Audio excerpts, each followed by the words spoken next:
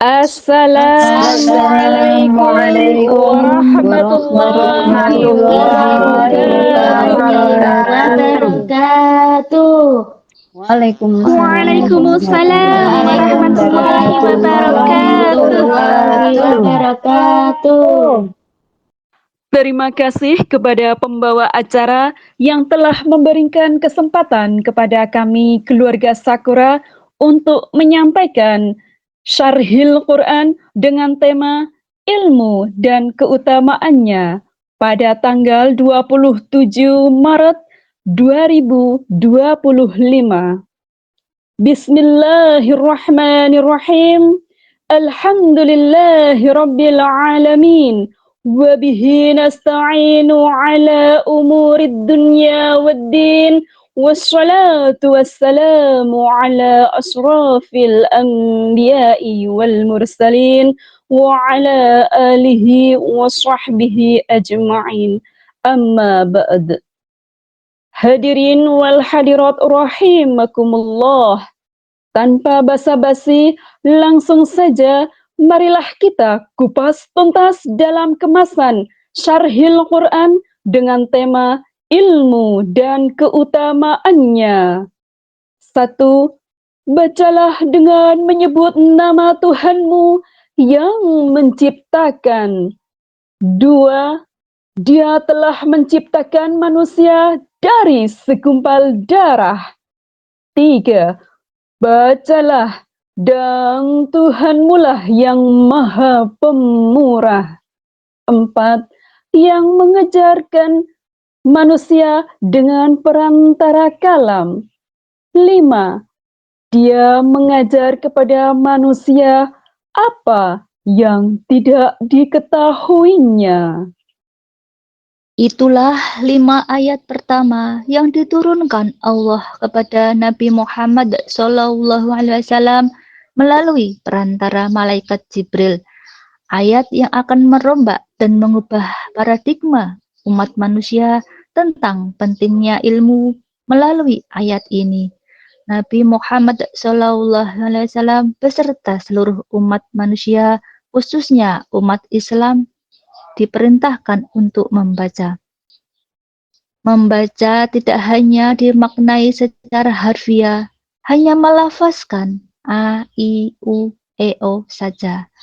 Namun, dalam arti yang lebih luas lagi, yaitu meneliti, mengobservasi, dan mempelajari ayat-ayat Allah di alam semesta. Dengan kata lain, membaca diartikan sebagai usaha untuk menuntut ilmu guna memajukan peradaban bagian manusia, khususnya peradaban Islam. Jadi, menuntut ilmu itu merupakan salah satu perintah yang mula-mula ditekankan oleh Allah Subhanahu wa Ta'ala. Ma'asyiral muslimin rahimakumullah. Dengan menuntut ilmu pengetahuan, kita akan mendapatkan hikmah-hikmah yang tidak sedikit. Seperti dalam Quran surat Al-Mujadilah ayat 11 berikut. Allah Subhanahu wa Ta'ala berfirman, A'udzu billahi minasy syaithanir rajim. Bismillahirrahmanirrahim. Ya ayyuhalladzina amanu idza qila lakum tafassahu fil majalisi fafsahu yafsahillahu lakum wa idza qila shuzu fanshuzu yarfa'illahu alladhina amanu minkum walladzina utul ilma darajat. Wallahu bima ta'maluna khabir. Sadaqallahul azim.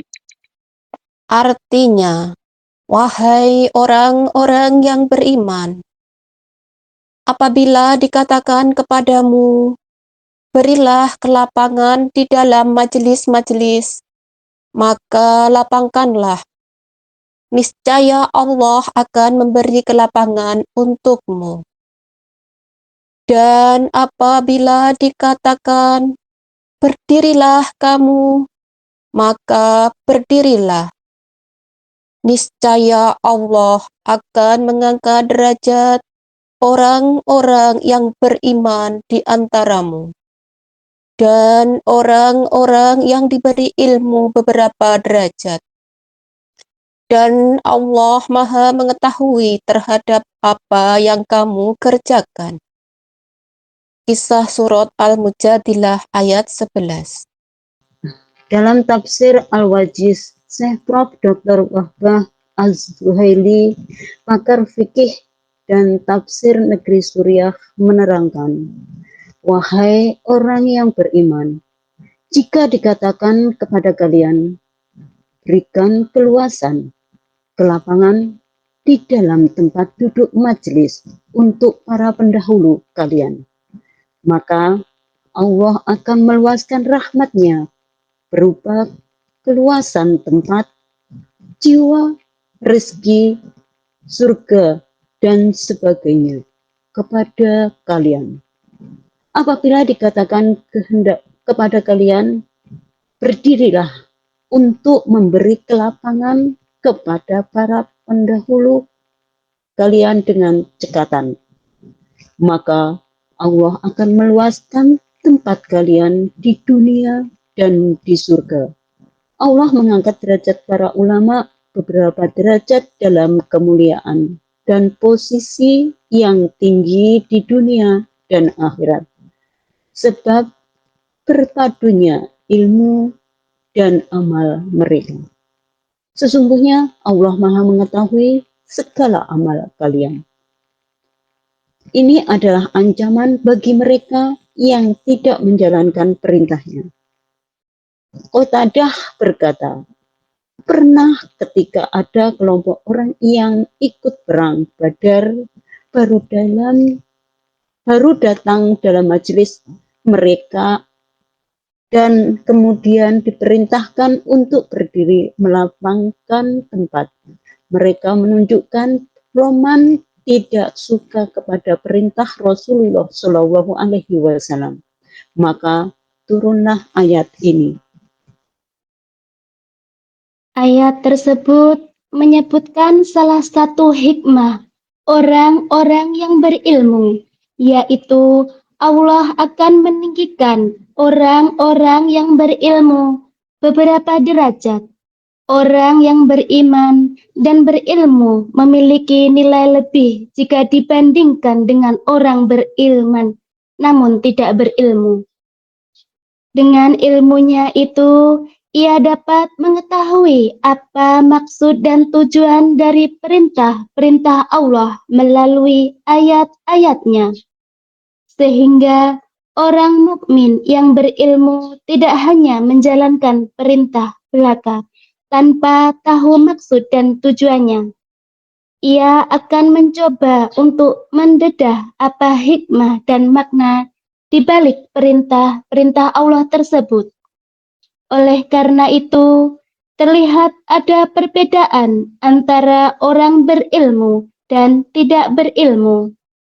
Sesuai dengan firman Allah dalam potongan surat Az-Zumar ayat 9 yang artinya, katakanlah wahai Muhammad, adakah sama orang-orang yang mengetahui dengan orang-orang yang tidak mengetahui?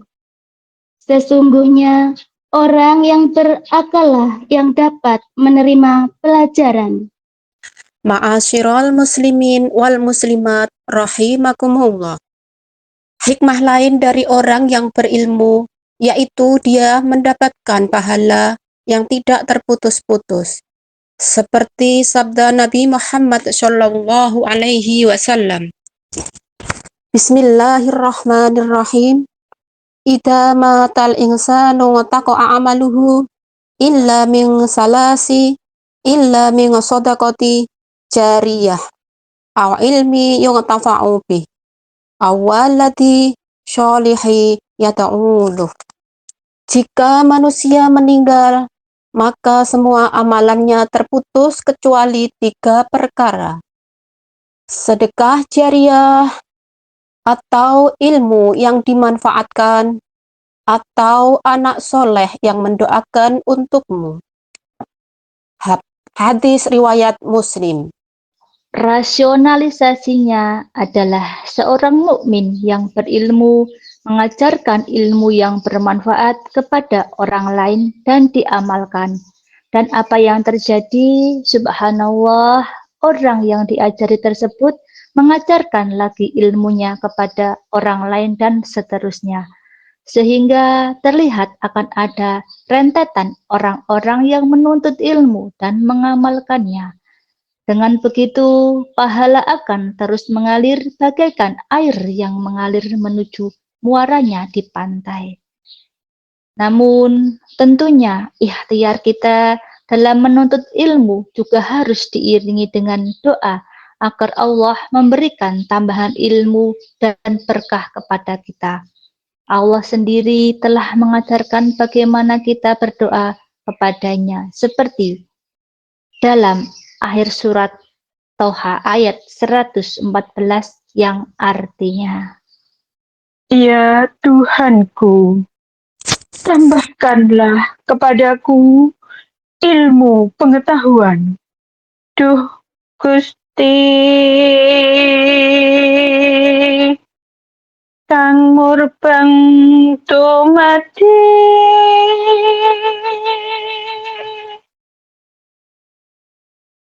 paringana pengayoman datang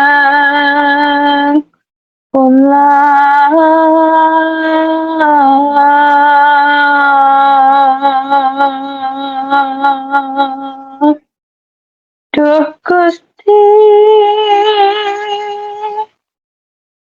kang ngakarya jagat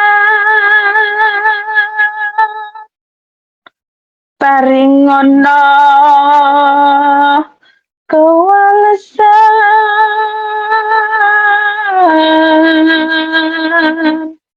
datang ulang.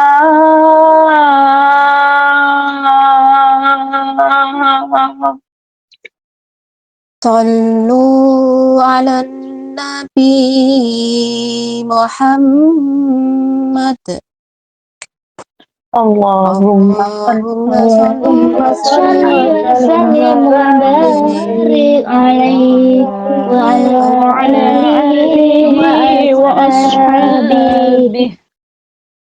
Ala la tanalul ilma illa bisitatin saumpika amma jemu'iha bibayani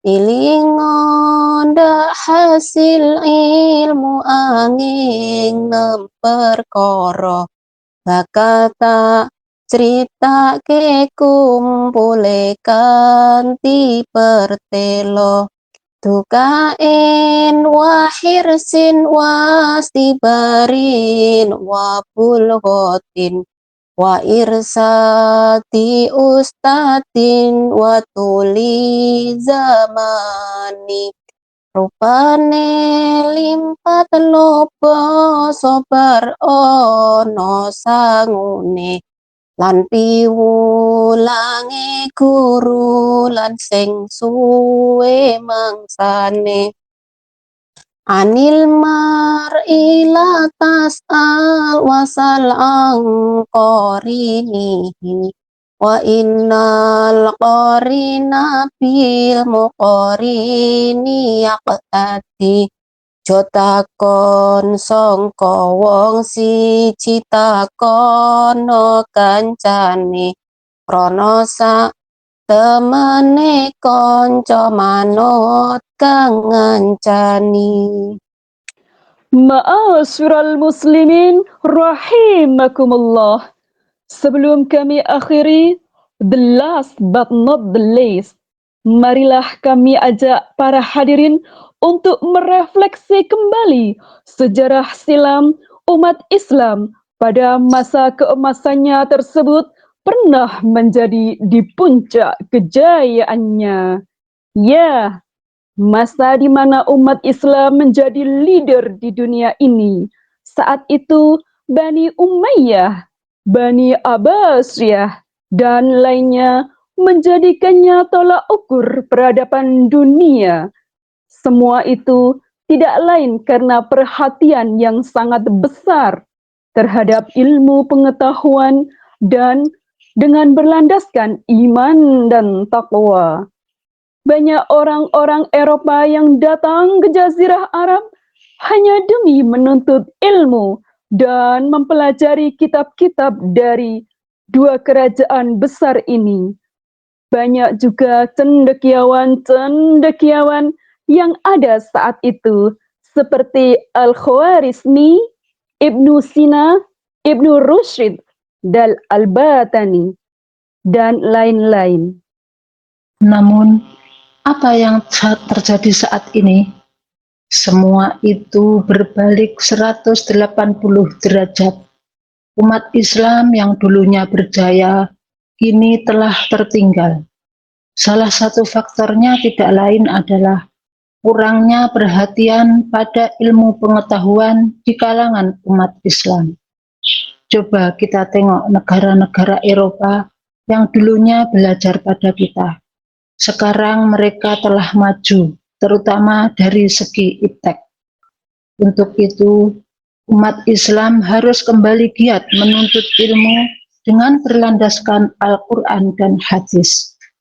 Bolehlah kita mengutip kata-kata Mutiara. Ilmu tanpa agama itu buta, sedangkan agama tanpa ilmu itu lumpuh. Dengan ilmu hidup jadi mudah. Dengan seni hidup jadi indah, dengan agama hidup jadi terarah, yang menunjukkan bahwa iman dan ilmu berjalan saling beriringan. Wallahu a'lam bishawab. Wa akhiran, wassalamualaikum warahmatullahi wabarakatuh. Waalaikumsalam warahmatullahi wabarakatuh.